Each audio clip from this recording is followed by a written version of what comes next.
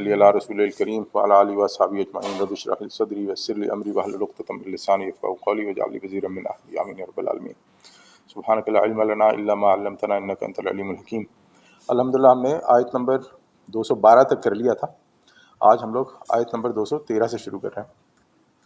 تو 213 جو ہے وہ ایک لمبی آیت ہے، اور اس میں بیسیکلی اللہ تعالیٰ نے یہ بیان فرمایا ہے کہ جب اللہ تعالیٰ نے امت کو پیدا کیا، سورہ بقرہ کی آیت نمبر 213 جی، جب اللہ تعالیٰ نے انسانوں کو پیدا کیا تو وہ سب ایک ہی دین پر تھے۔ اب اسے ایک بہت بڑا مغالطہ لفظ استعمال کروں گا، اسے اب ایک بہت بڑا مسئلہ ہمارے یہاں یہ پیدا ہوتا ہے کہ ہمارے یہاں ایک یہ تصور پیدا ہوتا جا رہا ہے، خاص طور پہ جو نئی جنریشن ہے اس کے اندر، کہ جتنے بھی ادیان ہیں وہ سب اللہ کی طرف سے اور سارے ادیان صحیح ہیں۔ تو آن دا فیس تو یہ بات بڑی خوبصورت لگتی ہے کہ چاہے کوئی کسی بھی مذہب کو مانے، کسی بھی دین کو مانے تو وہ ٹھیک ہے، لیکن اصل میں ایسا ہے نہیں۔ یہ بالکل ایسا ہی ہے کہ جیسے اللہ تعالیٰ ایک ہے، اور اللہ تعالیٰ نے انبیاء کو بھیجا ہے، اور تمام انبیاء ایک ہی میسج لے کر آئے ہیں، تو میسج ایک ہی ہے۔ جو اللہ تعالیٰ کو ماننا ہے، اللہ تعالیٰ پہ یقین کرنا ہے، اللہ تعالیٰ کی توحید کے بارے میں میسج سب کا ایک ہی ہے۔ اب انہوں نے اپنے اپنے رستے اختیار کیے۔ اب ہم یہ دیکھتے ہیں کہ جو انبیاء آئے، جب وہ آئے تو انہوں نے صرف میسج نہیں دیا بلکہ انہوں نے رستہ بھی بتایا۔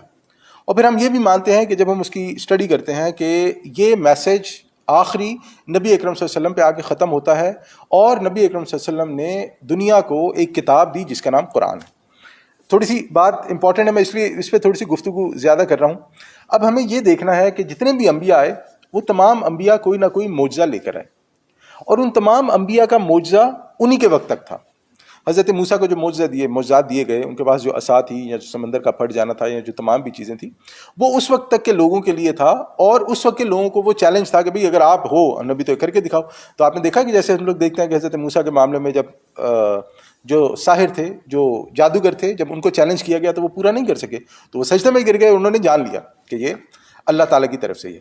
تو اسی طرح جب نبی اکرم صلی اللہ علیہ وسلم آئے ہیں تو نبی اکرم صلی اللہ علیہ وسلم کا جو معجزہ ہے وہ یہ قرآن ہے، اور یہ قرآن آخر تک رہنے والا ہے، قیامت تک رہنے والا ہے۔ اور اس قرآن ایسا معجزہ ہے کہ جو چیلنج کرتا ہے کہ اگر آپ کو لگتا ہے کہ یہ قرآن اللہ کی طرف سے نہیں ہے تو پھر آپ بھی لے آؤ ایک ایسا، آپ بھی کر لو۔ تو بہر بات کو لے کر آئیں کہ ہوا یہ کہ ہم یہ مانتے ہیں، ہم کیا ہر دین والے یہی مانتے ہیں کہ ان کا دین سچا ہے۔ یعنی کہ ہم چاہے اب سے پہلے کرسچنس کو دیکھ لیں، اس سے پہلے جوز کو دیکھ لیں، اس سے پہلے ہم ہندوؤں کو دیکھ لیں، یا بدھسٹ کو، جس کو بھی دیکھ لیں، سب یہی مانتے ہیں، کیونکہ دین کا فلسفہ یہ ہوتا ہے کہ اگر آپ نے آخر میں وہ جسے ہندی میں کہتے ہیں موکش پانا ہے، یا انگلش میں کہتے ہیں سیلویشن، اگر آپ نے اپنی نجات کروانی ہے تو آپ کو ہمارا دین ماننا پڑے گا۔ اسی طرح اسلام بھی بالکل یہی دعویٰ لے کر اٹھتا ہے۔ تو اب اللہ تعالیٰ اس کے بارے میں کیا بات کرتا ہے، قرآن اس کے بارے میں کیا بات کرتا ہے؟ اللہ تعالیٰ فرماتا ہے اعوذ باللہ من الشیطان الرجیم، کان الناس امۃ واحدہ، کہ تمام انسان ایک ہی امت تھے۔ یہ تاریخی حقیقت ہے کہ انسانیت کی جب ابتدا ہوئی حضرت آدم علیہ السلام سے، تو تمام کے تمام انسان جو ہے وہ حضرت آدم کے بعد جب سلسلہ شروع ہوا تو تمام کے تمام انسان جو ہے وہ توحید پر ہی تھے۔ اس کے بعد جیسے جیسے لوگ بڑھتے گئے ویسے ویسے اختلافات پیدا ہوتے گئے، جیسے جیسے اختلافات پیدا ہوتے گئے ویسے ویسے شیطان نے لوگوں کو ورگلانا شروع کیا۔ جیسے جیسے ورگلانا شروع کیا، اس کے مقابلے میں ایک دوسرے کے ساتھ لوگوں کے جھگڑے بڑھنے شروع ہو گئے، فسادات پیدا ہوئے، اور فسادات کے چکر میں یا فسادات کے نتیجے میں گمراہی پیدا ہونی شروع ہو گئی۔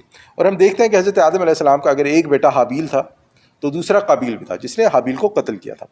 تو اللہ تعالیٰ فرماتا ہے کہ کان الناس، بے شک انسان تھے، امت واحدہ، ایک ہی امت۔ فبعث اللہ النبیین مبشرین ومنذرین، تو اللہ تعالیٰ نے اپنے نبی بھیجے جو خوشخبری سناتے اور خبردار کرتے ہوئے آئے۔ تو جب یہ پیدا ہوئے اختلافات، فسادات، گمراہیاں، تو اللہ تعالیٰ نے انبیاء کرام کا علیہم السلام کا سلسلہ جاری فرمایا، جو آتے تھے اور لوگوں کو بتاتے تھے کہ صحیح رستہ کیا ہے۔ یہاں پر آگے چلنے سے پہلے ایک اور بات کی طرف میں اشارہ کر دوں۔ دیکھیں، عموماً ہمارے یہاں ایک بہت بڑا مسئلہ یہ ہوتا ہے کہ آج کے دور میں یہ بڑا مسئلہ ہوتا ہے کہ ایک انسان اٹھتا ہے، ایک دعوت لے کے اٹھتا ہے، اس کے بعد وہ اس دعوت کے بارے میں کچھ چیزیں پڑھتا ہے، چند کتابیں پڑھتا ہے، بلکہ قرآن بھی پڑھتا ہے، اپنے جو اس کے پاس علم ہوتا ہے اس کے مطابق وہ قرآن پڑھتا ہے، اس کو سمجھتا ہے، اور اس کے بعد وہ اس کے بارے میں بیانات کرنا شروع کر دیتا ہے۔ گویا وہ فرض کریں کہ کوئی ڈاکٹر ہے، کوئی انجینئر ہے، کوئی آرکیٹیکٹ ہے، کوئی اور کچھ ہے، اس کے پاس وہ علم بہت اچھا ہوتا ہے۔ اب وہ قرآن کو اور حدیث کو اس علم پر پرکھتا ہے اور اس علم کے مطابق سمجھنے کی کوشش کرتا ہے، اور پھر اس کے بعد وہ چیلنج کرتا ہے، یا اس کے بعد وہ اپنی بات کو جو علماء دین ہے ان کے سامنے پیش کر کے کہتا ہے کہ دیکھیں میں ایک ڈاکٹر ہوں، یا میں ایک انجینئر ہوں، یا میں ایک جو بھی ہوں، اور میں نے اس بات کو اس طرح سمجھا۔ اب مسئلہ یہاں پر یہ ہوتا ہے کہ وہ شخص دین نہیں سیکھا ہوتا، کہ اس شخص نے باقاعدہ کہیں سے کسی ادارے سے کسی استاد سے دین کی تعلیم حاصل نہیں کی ہوتی، لیکن اس کا ماننا یہ ہوتا ہے کہ میں نے کتابیں پڑھی ہوئی ہیں۔ تو اب ہمارے لیے یہاں پہ یہ سمجھنا بہت ضروری ہے کہ اگر صرف کتابیں پڑھنے پڑھانے سے کام چل جاتا تو اللہ تعالیٰ کبھی بھی لوگوں کے اندر رسول نہ بھیجتے، کیونکہ جب رسول آتے تھے وہ اللہ تعالیٰ کی وحی لے کر آتے تھے، اور ایک استاد اور معلم کی حیثیت سے لوگوں کو سکھاتے بھی تھے کہ بھئی جو اللہ تعالیٰ کے احکامات ہیں، جو اللہ تعالیٰ کی وحی ہے، اس جو بات اللہ تعالیٰ فرما رہے ہیں اس کا مطلب کیا ہے اور اس پہ عمل کیسے کرنا ہے۔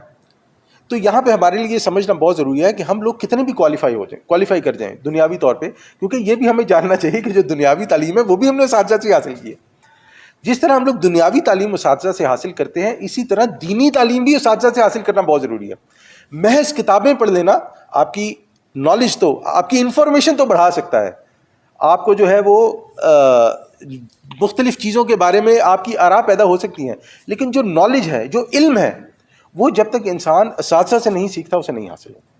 اسی لیے ہم دیکھتے ہیں کہ دین میں جو فتنے پیدا ہوتے ہیں وہ عموماً ان لوگوں کی وجہ سے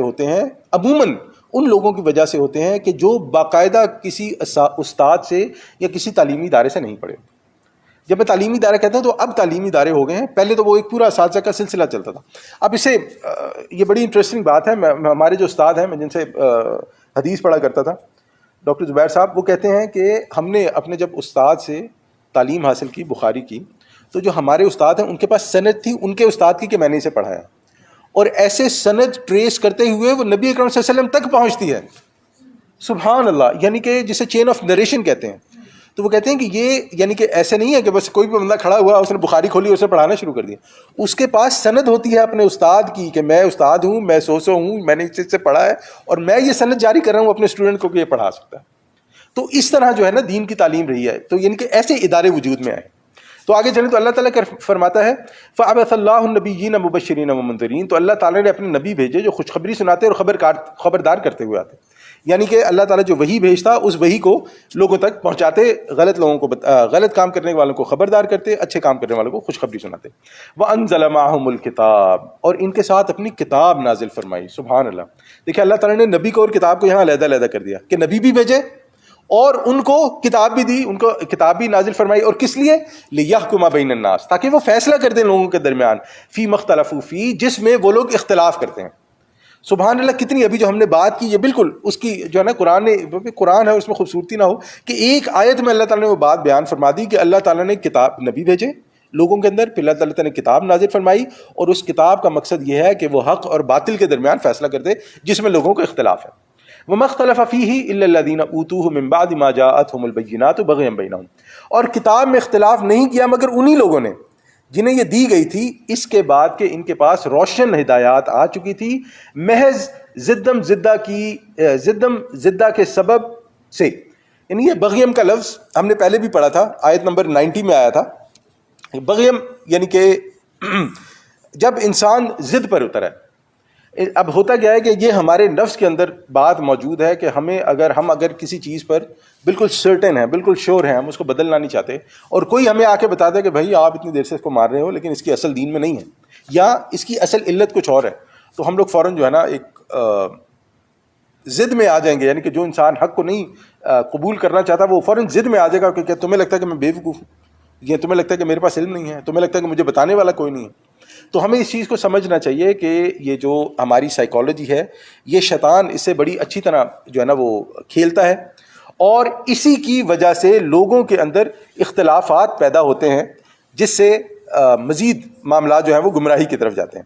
تو اللہ تعالیٰ فرماتا ہے کہ یہاں پر جو انسان کے باطن کے اندر ایک حق اور باطل کی جو کشاکش چلتی رہتی ہے، تو اس کو دور کرنے کے لیے اللہ تعالیٰ انبیاء بھیجتا ہے، اللہ تعالیٰ نے کتاب بھیجی ہے، اور اس پر ان چیزوں کو صرف وہی نہیں مانتے جو بغیم زدی والا رویہ اختیار کرتے ہیں۔ فَهَدَى اللَّهُ الَّذِينَ آمَنُوا، پس اللہ تعالیٰ نے ہدایت بخشی ان لوگوں کو جو ایمان لائے، لِمَا اخْتَلَفُوا فِيهِ مِنَ الْحَقِّ بِإِذْنِهِ، اس حق کے معاملے میں جس میں لوگوں نے اختلاف کیا تھا اپنے حکم سے. دیکھیں یہاں پر نا اللہ تعالیٰ جب بھی بات کرتا ہے آپ نے دیکھا ہوگا کہ اللہ تعالیٰ کہتا ہے کہ ہدایت ان لوگوں کو ملتی ہے جو ایمان لائے. اب ہمارے یہاں کہ ایمان کا بہت بڑا مسئلہ یہ ہے، آج کے مسلمان کے ساتھ ایمان کا بہت بڑا مسئلہ یہ ہے کہ وہ یہ سمجھتا ہے کہ ایمان کوئی ایسی غیبی چیز ہے کہ اگر میں مسلمان ہوں گا اور میں اس کے بعد کلمہ پڑھوں گا، میں اس کے بعد قرآن پڑھوں گا تو ایمان میرے اندر خود بخود آنا شروع ہو جائے گا. ایسا نہیں ہوتا، ایسا نہیں ہوتا. اس کی وجہ یہ ہے کہ اگر صرف اتنا ہی سادہ معاملہ ہوتا تو وہ لوگ جو اللہ تعالیٰ کی کتاب پڑھ کر گمراہ ہو جاتے ہیں. دیکھو اس دنیا میں کتنے غیر مسلم ہیں جو لوگ قرآن پڑھتے ہیں، اس میں سے وہ نکالتے ہیں، اعتراضات نکالتے ہیں اور مسلمان پہ کرتے بھی ہیں، لیکن انہیں قرآن سے ہدایت نہیں ملتی. اس کا مطلب کہ صرف قرآن پڑھنے سے آپ کو ایمان نہیں مل سکتا، یعنی کہ کوئی نہ کوئی ایلیمنٹ اور بھی ہونا چاہیے قرآن کے ساتھ آپ کو ایمان ملنے کے لیے. تو اس سے یہ سمجھ میں آتا ہے کہ ہمیں اساتذہ سے یا ہمیں اپنے اوپر محنت کر کے ایمان سیکھنا پڑے گا. ایمان کیا چیز ہے؟ الف لام میم ذالک الکتاب لا ریب فیہ، کہ یہ وہ کتاب ہے جس میں کوئی شک نہیں. فیہ ھدی للمتقین، اس میں ہدایت ہے متقیوں کے لیے. اور متقی کون ہے؟ الذین یؤمنون بالغیب، جو ایمان لاتے ہیں غیب پر. دیکھیں اللہ تعالیٰ نے پہلی بات ہی غیب کی بیان کر دی. اور ہم لوگ کہتے ہیں کہ دیکھیں جو غیب والے معاملات ہیں یہ اگر ہم اپنا جائزہ لیں نا، بڑے ڈرتے ڈرتے یہ بات کہہ رہا ہوں، تو ہم لوگ اپنے اندر اگر جھانکتے ہیں ہم کہتے ہیں غیب والی جو معاملات ہیں نا وہ ٹھیک ہی ہوں گے، وہ ہوں گے، وہ ٹھیک ہی ہوں گے، اور جو ہے نا بس میں اس سے زیادہ کچھ نہیں کہوں گا. اور پھر اس کے بعد وہ ٹھیک ہی ہوں گے کہ ایٹیٹیوڈ کے ساتھ ہم لوگ آگے اپنا سارا دین کا معاملہ طے کرنا شروع کر دیتے ہیں. تو جب ہم ٹھیک ہی ہوں گے، یعنی ایمان جو ہے ہمارے یقین کی حد تک نہیں ہوتا، تو اس کا جو سب سے پہلا افیکٹ پڑتا ہے وہ آخرت پہ پڑتا ہے. کیونکہ انسان اکاؤنٹیبلٹی سے اپنے آپ کو مستثنا سمجھتا ہے. وہ کہتا ہے جب غیب کا پتہ نہیں ہے، شور نہیں ہے، ہونا نہیں ہونا ہے، تو اکاؤنٹیبلٹی والا چکر ہوگا ہی نہیں. تو آپ دیکھیں کہ سبحان اللہ کیسی چیز ہے کہ جب انسان فہد اللہ الذین آمنوا کہ اللہ تعالیٰ نے ہدایت دی ان لوگوں کو ایمان لائے، تو شیطان سب سے آگے پہلے اٹیک انسان کے اس معاملات پہ کرتا ہے جو ایمان سے متعلق ہوتے ہیں. انسان کا معاملہ ایمان سے خالی ہوا، شیطان نے کہا چلو جی اب یہ جو ہے نا اب یہ ایزی ٹارگٹ ہو گیا، اب اسے جو ہے نا یہ سلائیڈ پہ بیٹھ گیا، اب یہ سلائیڈ خود ہی کرتا جو ہے نا وہ نیچے جہنم تک پہنچ جائے گا. اللہ تعالیٰ سب کو محفوظ رکھے. تو اس کے بعد اللہ تعالیٰ فرماتا ہے واللہ یہدی من یشاء الی صراط مستقیم، اللہ تعالیٰ ہدایت دیتا ہے جس کو چاہتا ہے سیدھے راستے کی طرف. اب یہ دیکھیں اللہ تعالیٰ ہدایت دیتا ہے جس کو چاہتا ہے سیدھے راستے کی طرف. اس سے یہ چیز سمجھ میں آتی ہے کہ گویا ہمیں اللہ تعالیٰ کی ہدایت حاصل کرنے کے لیے کوشش کرنی پڑے گی. ہدایت آٹومیٹک نہیں ملے گی. دیکھیں اللہ تعالیٰ نے رزق کا معاملہ لکھ دیا نا، وہ مشہور حدیث ہے، نبی صلی اللہ علیہ وسلم نے فرمایا کہ جب کوئی بھی انسان اپنی ماں کے رحم میں ہوتا ہے تو اس کے لیے چیزیں لکھ دی جاتی ہیں، اس کی عمر لکھ دی جاتی ہے، اس کا رزق لکھ دیا جاتا ہے. اب یہ جو رزق ہے یہ ہمارا لکھ دیا گیا، لیکن ہدایت ہمارے لیے نہیں لکھی گئی. ہدایت ہمیں حاصل کرنی پڑتی.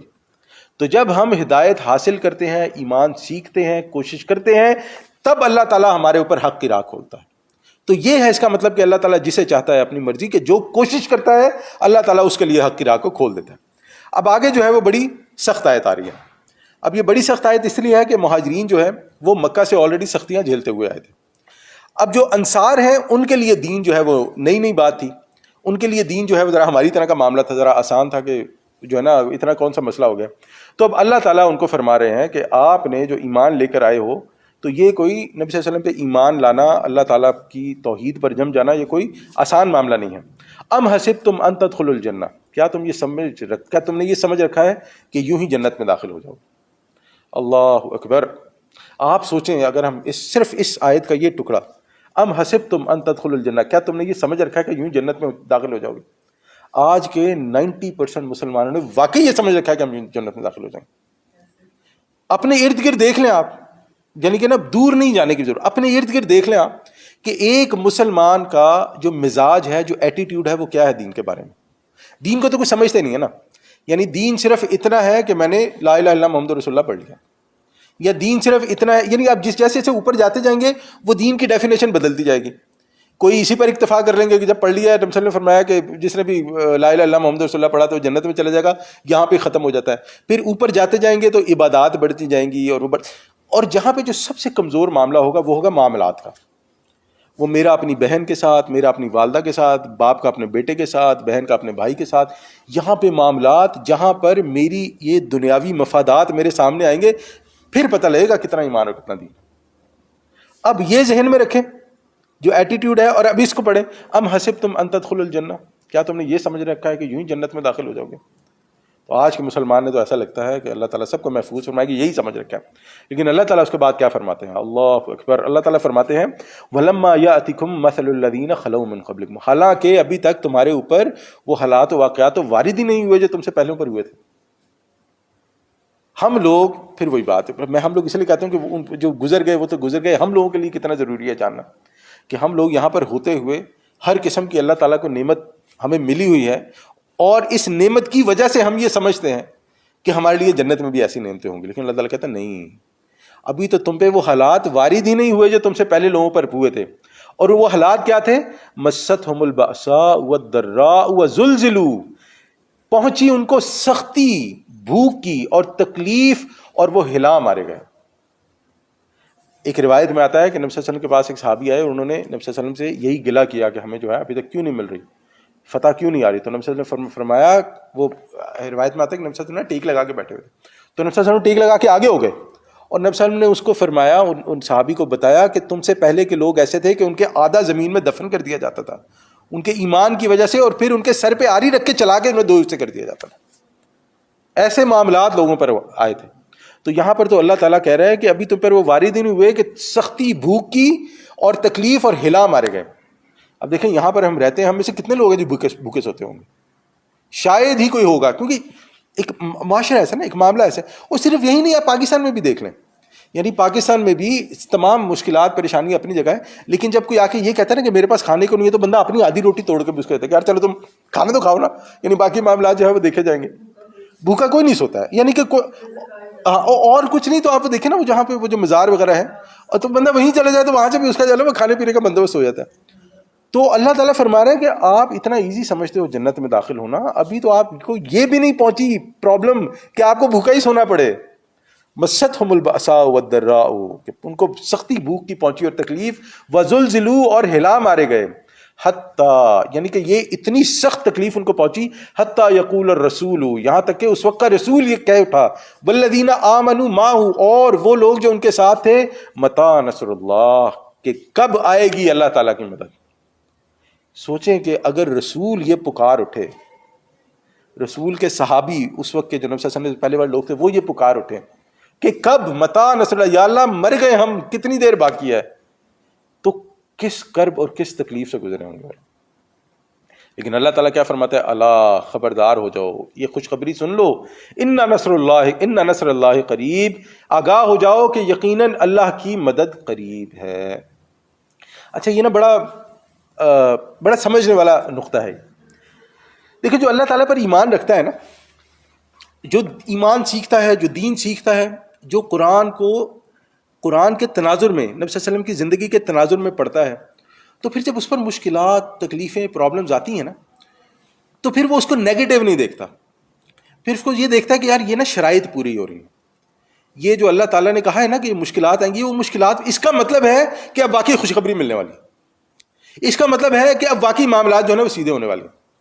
یعنی کہ میں ایک اپنے ذاتی انسان کو ایسا جانتا ہوں کہ اس پر ایسے نا معاملات آئے، جب وہ دین کی طرف آئے تو اس پر ایسے معاملات آئے، اس کی نوکری چلی گئی، اس کا معاملہ بڑا خراب ہو گیا، اس کو کھانے پینے کے، لٹرلی کھانے پینے کے جو ہے نا اس کو پرابلم ہو گئے، ایسا وقت آ گیا اس کے اوپر کہ اس کے پاس سونے کی بھی جگہ نہیں تھی. تو ملاقات ہوئی میری، تو میں نے کہا کہ یار یہ تو معاملہ بڑا، اس نے کہا نہیں، اس نے کہا میں یہ سوچ کے نکلا تھا کہ یہ ہوگا.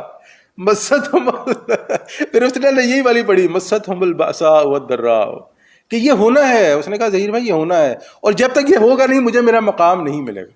یعنی آپ سوچیں کہ جس بندے کے پاس کھانے پینے کا پرابلم ہے، سونے کے لیے اس کے پاس جگہ نہیں ہے، اس کا ایمان اسے یہ بتا رہا ہے کہ دیکھو یہ، اس کا مطلب ہے کہ، یعنی وہ اس چیز پہ تھا، اس کا مطلب ہے کہ اب آگے آسانی، اس سے زیادہ کیا ہوگا میرے ساتھ، میں مری ہوں نا اس کے بعد. یعنی کہ ایک بندے کے پاس کھانے کو نہیں، پینے کو نہیں، رہنے کو نہیں، اس کو جو ہے ظاہر بات ہے پیسے بھی نہیں ہے اس کے پاس، اس کا تو خیر اب اس کے بعد کیا، اس کے بعد مرنا ہی ہے نا، یا مر جائے گا یا معاملہ سیدھے ہو جائیں گے. اگر مر جائے گا تو اللہ تعالیٰ جو ہے وہ اس کی مشکلات آسان فرما دے گا، اور اگر آگے معاملہ سیدھے ہوں گے تو پھر وہ بھی اس کے لیے خوشخبری ہے. تو یہ ہمارے لیے سمجھنا بہت ضروری ہے. الا ان نصر اللہ قریب، کہ آگاہ ہو جاؤ یقیناً اللہ کی مدد قریب ہے. یہ ان لوگوں کے لیے ہے جو ان حالات کو سوچ کر اور دین کو سیکھ کر یہ چیز کو سمجھتے ہیں. تو اس کے علاوہ یہ بھی ہوتا ہے کہ جب یہ حالات آتے ہیں لوگوں پر، کسی پر بھی آتے ہیں، تو آپ یہ یاد رکھیں کہ یہ حالات آتے ہیں کھرے اور کھوٹے کو علیحدہ کرنے کے لیے. آپ کو یاد ہوگا ہم نے آیت نمبر 155 میں بھی پڑھا تھا، اللہ تعالیٰ نے فرمایا تھا کہ وہ تمہیں لازماً آزمائے گا، وَلَنَبْلُوَنَّكُمْ بِشَيْءٍ، کسی نہ کسی قدر، من الخوف، خوف سے، من الجوع، بھوک سے، وَنَقْصٍ اموال، آپ کے جو ایسٹس ہیں، آپ کے جو مال ہیں ان میں نقص، ان میں نقصان سے، والانفس، اور آپ کی جان کا نقصان بھی ہو سکتا ہے، والثمرات، اور جو آپ کی سیونگز آپ سمجھ لیں اس میں بھی نقصان سے. تو یہ جو آزمائش ہے نا یہ لازم ہے، یعنی کہ میرا تو یہ تجربہ ہے کہ یہ ہو ہی نہیں سکتا کہ اللہ تعالیٰ کسی انسان کو کسی نہ کسی قدر نہ آزمائے، یہ نہیں ہوتا. ہم اللہ تعالیٰ سے دعا کر سکتے ہیں کہ اللہ ہم پہ کوئی ایسی آزمائش نہ ہے جس پہ ہم کھڑے نہ اتریں، اللہ تعالیٰ ہمارے لیے آسانیاں پیدا کرے، اللہ تعالیٰ ہمیں اولاد کی آزمائش میں نہ مبتلا کرے، اللہ تعالیٰ ہمیں جان کی آزمائش میں نہ مبتلا کرے، اللہ تعالیٰ ہمیں اور کسی نقصان کی آزمائش میں مبتلا نہ. ہمیں دعا کرنی چاہیے، اس میں کوئی شک نہیں، آزمائش نہیں مانگنی چاہیے. لیکن اللہ تعالیٰ انسان کو ایک بار ایسے ہلاتا ضرور ہے جو اللہ تعالیٰ کی دین کی راہ پہ آتا ہے، کیونکہ وہ ایک بار جب بندہ ہل جاتا ہے نا پھر اس کا اسے پتا تھا کہ اب اس سے زیادہ کچھ نہیں ہو سکتا، جو میں جھیل آیا ہوں نا اب اس کے بعد اور کچھ نہیں ہو سکتا، یہی ہے جو میرے ساتھ ہو سکتا ہے. تو یہاں پہ جو کھرے اور کھوٹے جو ہے نا ان کا علیحدہ ہو جانا بہت ضروری ہے، اور اس سے یہ لوگ علیحدہ ہو جاتے ہیں. اور دوسرا پھر یہ ہوتا ہے کہ جب ان آزمائشوں اور قربانیوں کے بعد جب ان کے پاس اللہ تعالیٰ کی مدد آتی ہے، ان کے پاس اللہ تعالیٰ کی نعمتیں آتی ہیں، ان کے پاس اللہ تعالیٰ کا دین آتا ہے، تو وہ اس کی صحیح ویلیو سمجھتے ہیں. ان کو پتہ ہوتا ہے کہ جو میں نے حاصل کیا ہے یہ مجھے وراثت میں نہیں ملا ہے، میں نے اس کے لیے محنت کی ہے، میں نے اس کے لیے کوشش کی ہے. اور پھر اسی لیے آپ نے دیکھا ہوگا کہ یعنی کہ جو عموماً ان حالات سے گزر کے جو تبدیلی آتی ہے نا لوگوں میں، چاہے مثبت ہو یا منفی ہو، کوئی بھی آ سکتی ہے نا، مثبت بھی آ سکتی ہے منفی بھی آ سکتی ہے، پھر وہ دونوں پکے ہوتے ہیں.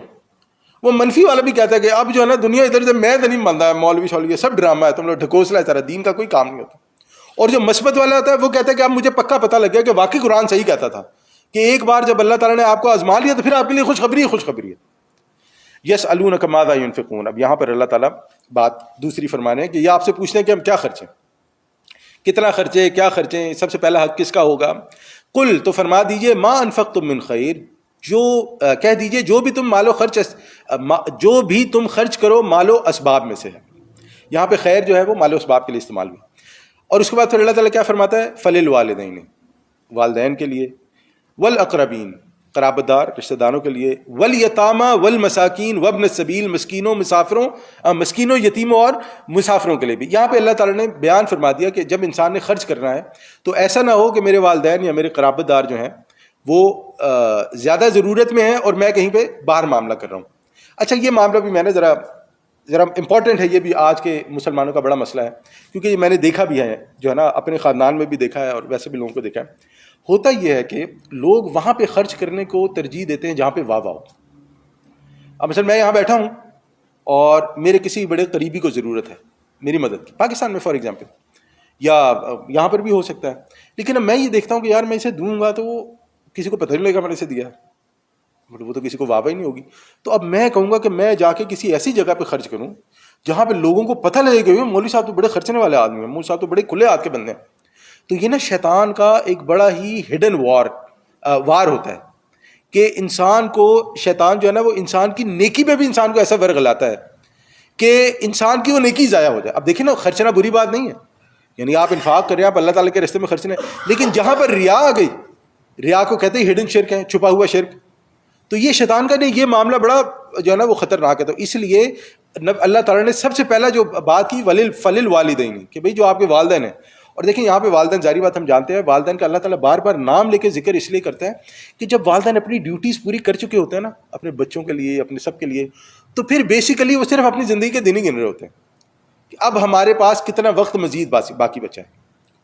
اب اس کے اندر جو ان کے بچے ہوتے ہیں، جو ان کے باقی جو ان سے یعنی کہ جو جن کی انہوں نے ٹیک کیئر کی ہوتی ہے، ان کے لیے ان کے والدین جو ہوتے ہیں کوئی بہت بڑا ایسیٹ نہیں ہوتے، کہ ان کی کوئی خاص ویلیو نہیں. اب اور یہ نا یہ نیچرل بھی ہے، یعنی کہ اس کو برا نہیں سمجھنا چاہیے. اب اگر میرے پاس میرے بچوں کی پریفرنس میرے والدین سے زیادہ ہے تو یہ نیچرل ہے، کیونکہ اگر یہ نہیں ہوگا تو میں اپنے بچوں کی اچھی پرورش کبھی بھی نہیں کر سکوں گا. اسی لیے اللہ تعالیٰ بار بار کہتا ہے کہ یہ جو آپ کی نیچرل محبت ہے نا، کہ یا ایھا الذین آمنوا ان من ازواجکم و اولادکم، ان من ازواجکم و اولادکم، وہ میرے ذہن سے جو ہے آیت نکلی سورۃ تغابن کی، کہ تمہاری جو ازواج ہیں اور تمہاری جو اولاد ہیں ان میں تمہارے لیے جو ہے نا وہ ہے ٹیسٹ ہے. ہاں لیکن والدین کے لیے کہیں نہیں فرمایا ٹیسٹ ہے. والدین کے لیے بار بار یہ فرمایا کہ دیکھو بالوالدین احسانا، اپنے والدین کے ساتھ تم نے اچھا سلوک کرنا ہے، کیونکہ یاد ہے تم نے کرنا ہی ہے اور اتنا اچھا کرنا ہے کہ تم حد پار کر جاؤ گے، لیکن والدین کے تم بالکل بھول جاؤ گے. تو قرابت جب اللہ تعالیٰ فرماتا ہے کہ آپ نے خرچنا ہے تو ہم نے یہ دیکھنا ہے کہ ہم کہیں ایسی زیادتی نہ کر دیں خرچنے کے معاملے میں کہ جو ہمارا امیڈیٹ وہ ہے ضرورت والے ہیں ہم اس کو اگنور کر دیں اور وہ ساتھ میں محلے میں جا کے نا ان کی مدد کرنی شروع کر دیں کہ یار چلو انہیں تک پورا ہو جائے گا میں انہیں تک. ایسا نہیں، اللہ تعالیٰ کے سامنے میں اس کے جواب دوں گے. تو پھر اللہ تعالیٰ فرماتا ہے وما تفعلوا من خیر فإن اللہ بہ علیم، اور جو خیر بھی تم کماؤ گے اللہ تعالیٰ اس سے اچھی طرح باخبر ہے. وہی بات آ گئی کہ ریا نہیں، دیکھنا دکھانا نہیں ہونا چاہیے. آپ کے ذہن میں یہ نہیں ہونا چاہیے کہ بھئی میں جو دے رہا ہوں یہ جانا نہیں. آپ نے جو بھی نیکی کرنی ہے وہ خالصتاً اللہ کے لیے کرنی ہے. اور پھر وہی بات کہ یہ چیز انسان کے اندر ایمان کے بغیر نہیں آ سکتی، احسان کے بغیر نہیں آ سکتی. احسان والی حدیث جبریل میں کہ ایسے عبادت کرو اللہ کی، کوئی گویا تم اللہ کو دیکھ رہے ہو یا کم از کم اللہ تمہیں دیکھ رہا ہے. تو نیکی کے معاملے میں جب تک یہ والا معاملہ نہ رہے کہ میں جو بھی کر رہا ہوں وہ خالصتاً اللہ کے لیے کر رہا ہوں، دنیا میں مجھے اس کا اجر نہ بھی ملے تو کوئی مسئلہ نہیں ہے، تو معاملہ صحیح چلے گا. آگے اب اللہ تعالیٰ جو آیات آ رہی ہیں، اب آگے جنگ کی آیات آ رہی ہیں کہ کیا ہوا. اس سے پہلے ہم نے بات کی تھی کہ اللہ تعالیٰ نے جب جنگ کا معاملہ کیا تو جو ہم نے پہلے بات کی تھی تو اللہ تعالیٰ نے اس کے ساتھ کچھ اصول بھی بیان کیے کہ دیکھو اب آپ نے جنگ کرنی ہے یا اب آپ کی لڑائی ہونی ہے تو یہ ان لوگوں سے لڑائی ہونی ہے کہ جو آپ کے جانی دشمن تھے، جو آپ کو ہر قیمت پر مار دینا چاہتے تھے، لیکن آپ ایسا نہیں کرو گے. اگر وہ جنگ کریں گے تو آپ جنگ کرو گے، اگر آپ ان سے لڑو گے تو آپ صرف ان سے لڑو گے جو آپ سے لڑیں گے. آپ نے بچوں کو نہیں مارنا، آپ نے عورتوں کو نہیں مارنا، آپ نے کھیتیاں نہیں جلانی، آپ نے کوئی نقصان نہیں کرنا. لڑائی کا مطلب یہ ہے کہ اسی سے لڑائی ہوگی جو آپ سے لڑائی کر رہے ہیں. اب یہاں پر پھر جو ہے نا وہ بات شروع ہو رہی ہے. اور ایک چیز اور ہم دیکھیں کہ اس سے پہلے سورہ محمد نازل ہو چکی ہے صلی اللہ علیہ وسلم. سورہ محمد میں آلریڈی جو ہے وہ باتیں آ چکی ہیں، تو یہ ترتیب کے حساب سے پہلے آ رہی ہے لیکن نزول کے حساب سے یہ آیات سورہ محمد کے بعد کی ہیں. تو اللہ تعالیٰ فرماتا ہے کتب علیکم القتال وہو کرہ لکم، اے مسلمانوں اب تم پر جنگ فرض کر دی گئی ہے اور وہ تمہیں بہت ہی گراں گزرتی ہے. یہ بیسیکلی بات ہو رہی ہے منافقین کی کہ جب نبی صلی اللہ علیہ وسلم کے زمانے میں وقت آتا تھا کہ جہاں پر پرابلم ہو گئی ہے، اب اگر آپ نہیں نکلیں گے باہر تو وہ لوگ آئیں گے آپ کو ماریں گے، آپ کا نقصان کریں گے، تو اب آپ نے پلٹنا ہے اور آپ نے ان سے لڑنا ہے. ہر جگہ ایسے ہی ہوتا ہے نا کہ جہاں پر آپ کو یہ پتا ہے کہ اب اگر آپ نہیں لڑنے کے لیے نکلیں گے تو میرا جو کچھ بھی ہے وہ سب جائے گا. اب آج کے زمانے میں وہ وارز نہیں ہوتی، یعنی آج کے زمانے میں ایسا نہیں ہوتا کہ دو قبیلوں میں لڑائی ہوگی وہ جھگڑا لے کے نکلے. اب معاملہ بدل گیا. اب ہم یہ کہیں گے اب جو اصول ہیں وہ بدل گئے، لیکن پہلے یہ نہیں ہوتا تھا. پہلے یہ ہوتا تھا کہ وہ لوگ وہاں سے آتے تھے، یہ لوگ یہاں سے آتے تھے، جھگڑا ہوتا تھا، جو جیتا تھا وہ جیتا تھا. اب یہاں پر وہ لوگ جو منافقین تھے، پھر منافقین جو ایمان میں کمزور تھے، جو یہ سمجھتے تھے کہ محض دعوت و تبلیغ جو ہے وہ اس وقت کے لیے کافی ہے، تو اللہ تعالیٰ فرما رہا ہے کہ دیکھو ایسا نہیں ہے. یہاں پر اللہ تعالیٰ نے تم پر جب ایسے حالات تمہارے سامنے آگے ہیں جہاں نبی صلی اللہ علیہ وسلم نے آواز دیا کہ نکل آؤ، اب تم نے لڑنا ہے، تو اب تم پہ جنگ فرض ہے، اب آپ اس سے پیچھے نہیں رہ سکتے، اور یہ چیز آپ کو بری بھی لگے گی. تو پھر اللہ تعالیٰ کیا فرماتا ہے وَعَسَىٰ أَن تَكْرَهُوا شَيْئًا وَهُوَ خَيْرٌ لَكُمْ، ہو سکتا ہے کہ تم کسی شے کو ناپسند کرو اور وہ تمہارے لیے بہتر ہو. اب جو انسان یہ سمجھ رہا ہے کہ میں ابھی نکلوں گا اور وہ دوسرے قبیلے والوں سے لڑوں گا یا دوسرے لوگوں سے لڑوں گا تو یہ تو بڑا معاملہ جو ہے مشکل ہو گیا. لیکن اللہ تعالیٰ کہہ رہا ہے اب آپ کہ تم اس کو برا سمجھتے ہو، لیکن اس کا ایک دوسرا پہلو یہ بھی تو ہے نا کہ اگر وہ آ گئے اور انہوں نے تم کو مار دیا تو تمہارے بیوی بچے مال اسباب سب اٹھا کے لے جائیں گے، ان کا کیا کرو گے؟ تو حالات ایسے ہیں کہ اللہ تعالیٰ فرما رہا ہے کہ جس چیز کو تم ناپسند کر رہے ہو ضروری نہیں ہے کہ وہ تمہارے لیے بری ہی ہو.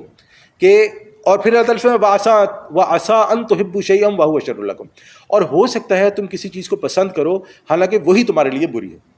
ایک تو یہ اس آیت کے تناظر میں بات آ گئی لڑنے کے معاملے، اور دوسری یہ ہماری زندگی کا بھی ایک اصول آ گیا کہ ہمیں اپنی زندگی میں بھی اس اصول کو سمجھنا چاہیے کہ ہماری زندگی میں بہت سارے معاملات ایسے ہوتے ہیں جو ہمیں فوری طور پہ اچھے نہیں لگتے. وہ ہمارے مال کے معاملے میں ہو سکتا ہے، ہمارے کام کے معاملے میں ہو سکتا ہے، کئی بار ہماری اولاد کے معاملے میں ہو سکتا ہے کہ ہم لوگوں کے لیے وہ بڑے تکلیف دہ ہوتے ہیں. لیکن ہمیں یہ چیز سامنے رکھنی چاہیے کہ جب اللہ تعالیٰ کے حکم سے ایک چیز ہو رہی ہے، ہم نے اپنی پوری کوشش کر لی اور اس کے بعد بھی وہ ہو گیا تو انشاءاللہ اسی میں خیر. ہو سکتا ہے 1 سال بعد ہو سکتا ہے 5 سال بعد ہو سکتا ہے 20 سال بعد ہو، یا ہو سکتا ہے آپ کو پتہ ہی نہ چلے. عموماً پتہ لگ جاتا ہے، بہت سیلڈم کیسز ہیں جس میں نہیں پتہ لگتا، تو اس میں خیر ہی ہے انشاءاللہ. اللہ تعالیٰ پہ بھروسہ رکھیں، یقین رکھیں اور جو صحیح کام ہے وہ کریں. واللہ یعلم، اللہ تعالیٰ جانتا ہے، وانتم لا تعلمون، اور تم لوگ نہیں جانتے ہو. یہ اللہ تعالیٰ پہ بھروسہ رکھنا ہی جو ہے وہ سارا کام ہے. اپنی عقل پہ ہمیں ایمان کو نہیں پرکھنا چاہیے, اپنی عقل پہ ہمیں وحی کو نہیں پرکھنا چاہیے. ہم اپنی عقل پر نبی صلی اللہ علیہ وسلم کی سنت کو نہیں پرکھ سکتے ہیں. اس کی وجہ یہ ہے کہ ہمیں صرف اتنا ہی پتہ ہے جتنا ہم جانتے ہیں. اللہ تعالیٰ بکل شیء علیم, اللہ تعالیٰ ہر چیز کے بارے میں علم رکھنا چاہے. نبی صلی اللہ علیہ وسلم کو اللہ تعالیٰ کی طرف سے انسٹرکشنز ملتی تھیں. دیکھیں نبی صلی اللہ علیہ وسلم پر بھی ایسا ٹائم آیا نا کہ جہاں پر لوگ آئے, کفار آئے, انہوں نے سوال کیا کہ ہاں بھی بتاؤ یہ کیا ہے. تو نبی صلی اللہ علیہ وسلم نے کہا مجھے نہیں پتا, اب تو وہی آئے گی تو میں بتاؤں گا, میں نہیں بتا سکتا. اگر ایک نبی صلی اللہ علیہ وسلم اپنے وقت کا نبی یہ کہہ سکتا ہے کہ مجھے نہیں پتا, تو بھی ہمیں کیا پرابلم ہے یہ کہتے ہوئے کہ ہمیں نہیں پتا؟ ہمیں بھی مان لینا چاہیے. اور یقین جانے بہت سارے ایسے معاملات آتے ہیں جہاں پہ لوگ مجھ سے سوال کرتے ہیں کہ یہ کیا ہے, اور میں کہتا ہوں مجھے نہیں پتا بھی یہ کیا ہے. مجھے یہ پتا ہے کہ حکم یہ ہے اور یہ ایسے ہی ہے, اس کے پیچھے علت کیا ہے اللہ عالم. اور تم یہ کہتے ہو کہ میں وہ فلانا کام کر لوں, اس کے بارے میں مجھے نہیں پتا, آپ کسی اور سے پوچھ لیں, کسی اور مفتی سے فتویٰ لے لیں, میں اس کے بارے میں نہیں جانتا. جو قیامت والے دن جواب دیجیے نا بھائی. تو یہی معاملہ ہمیں رکھنا چاہیے کہ جو اللہ تعالیٰ پر جو اللہ تعالیٰ نے ہم پر فرض کیا ہے وہ اللہ تعالیٰ نے ہم پہ فرض کیا, ہمیں وہ کرنا. نمازیں 5 ہیں تو 5 ہی, روزے 30 ہیں تو روزے 30 ہی ہیں, زکوٰۃ 2.5% ہے تو زکوٰۃ 2.5%, حج ایک بار کرنا فرض ہے تو حج ایک بار کرنا فرض ہی ہے. اس کے علاوہ جو بھی معاملات اللہ تعالیٰ نے ہمیں حکم دیا ہے جیسے کرنے ہیں ہم نے ویسے کرنے ہیں. سمجھ آتی ہے الحمدللہ, نہیں سمجھ آتی ہے نہیں سمجھ آتی ہے, ہماری عقل اتنی ہے. اللہ تعالیٰ جو ہے ہم سے قبول فرمائے. تو ہم اپنی بات کو ابھی اتنا ہی رکھتے ہیں, اذان کا بھی جو ہے وہ ٹائم ہو گیا. تو اللہ تعالیٰ سے دعا ہے کہ جو بھی ہم نے پڑھا, جو بھی ہم نے سنا, اللہ تعالیٰ اسے سمجھنے کی توفیق عطا فرمائے, اللہ تعالیٰ اس پہ عمل کرنے کی توفیق عطا فرمائے. اللہ تعالیٰ یہاں پہ ہمارے مل بیٹھنے کو, جمع ہونے کو قبول فرمائے, اور اللہ تعالیٰ ہماری غلطیوں کوتاہیوں کو معاف فرمائے. اللہ تعالیٰ ہماری گناہوں کو معاف فرمائے. اللہ تعالیٰ ہم سب کی مشکلات پریشانیوں کو دور فرمائے. جو بیمار ہیں اللہ تعالیٰ ان کو شفا عطا فرمائے. جو کسی بھی قسم کی مشکل کا شکار ہیں اللہ تعالیٰ ان کی مشکلات کو دور فرمائے. جن کو جو بھی بچوں کی طرف سے, کسی کو ماں باپ کی طرف سے, کسی کو اپنی صحت کی طرف سے, کسی کو اپنی نوکری کی طرف سے, پیسوں کی طرف سے جو بھی مسائل ہیں اللہ تعالیٰ ان سب کے مسائل دور فرمائے.